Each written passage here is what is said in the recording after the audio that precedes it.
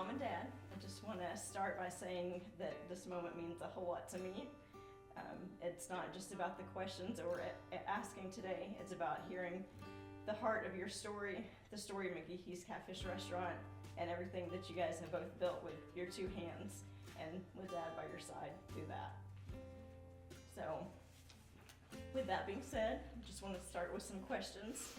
So many years ago, what did you feel or see in the early days that made you believe in the catfish farming and later the restaurant that could be more than just a business?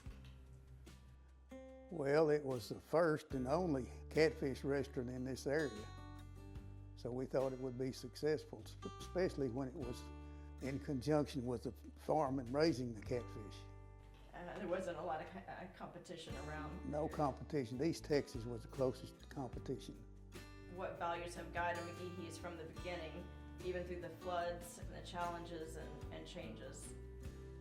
My opinion is the good food, pleasant atmosphere, and the people that were involved were dependable, hardworking, willing to make changes if necessary, and always with the mind that the customer comes first. What do you feel like makes the people come back generation after generation? When they were kids, their parents would bring them, and then when they come back again, they're grown and got their kids, and they would tell stories of what they did or what thing they said. I know at one time there was a guy who said, "I did not like fish. I was determined I wasn't going to eat it." And so my parents told me that it was chicken. So that was a different attitude when they told him it was chicken instead of fish. How has McGehee's become part of the community story, not just your own families? We've hired a lot of local people that's come through this restaurant for many years. A lot of these employees put themselves through college by working here, which is been a big asset to the community. What role has family, both your own and the restaurant family, like staff and customers, played in keeping the doors open in all these years? Not only our immediate family, but stepbrothers, sisters, aunts, uncles, cousins have all pitched in to keep this place running. Their quality of work and dependability is what's kept this place going.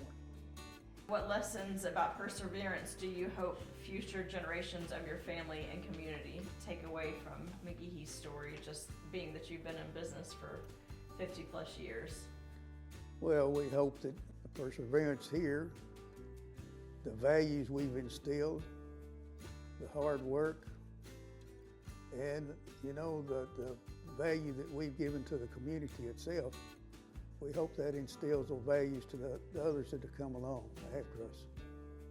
If you could leave one message as far as your legacy to every guest who ever sits down here, what would you want them to feel or to remember when they walk into the doors?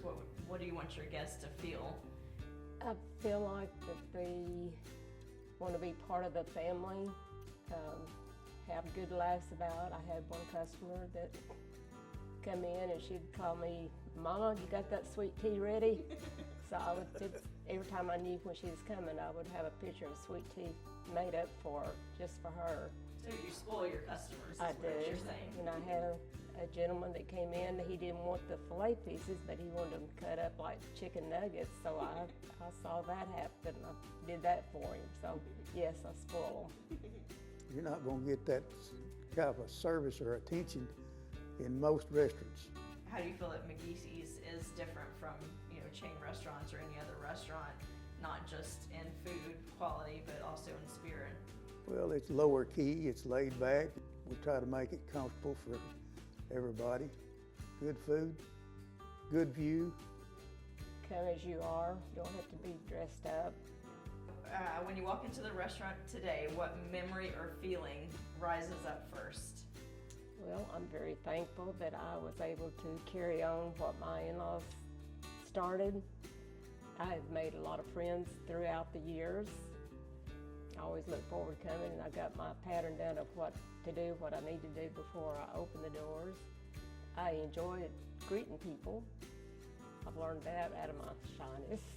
Can you tell me about your famous fried pies and how it got started so many years ago. I had this lady to make them for me, and she decided she didn't want to do it. So I thought, ooh, I've never done anything like this. So I went through recipe books and then my mom's and my sister's and a lady that worked here, her mom, and I did that, and I started learning to make it. And the first weekend was Mother's Day, and I had 2 or 3 days to learn how to do this and have a lot made up. And I think I stayed up till 3 or 4 o'clock, and I made over 300 or 400 pies. What flavors do you have? I have apple, apricot, blackberry, cherry cheesecake, chocolate, lemon, and peach. And then in November, December, I usually try to do a pecan and pumpkin for Thanksgiving and Christmas. I had this couple come in, and he stopped at the counter and said, we're gonna have to order some pies. I said, okay. So he told me, he named me 5 or 6 different ones.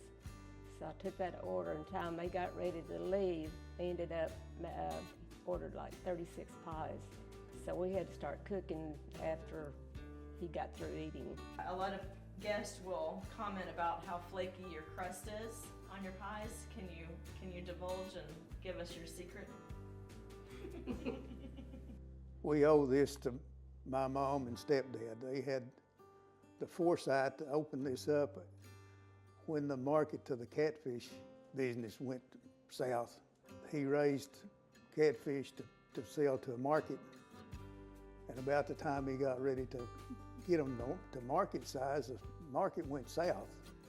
So he had to find a way to market his product, and this was a result of it. It lasted 50-something years now. So, Mom and Dad, thank you again for sharing your heart, your memories, and your wisdom today. Hearing your stories reminds me that McGehee's has never been just a restaurant. It's a place of home, a gathering place for so many, and a living part of our family and community for over 50 years. So thank you. you're welcome.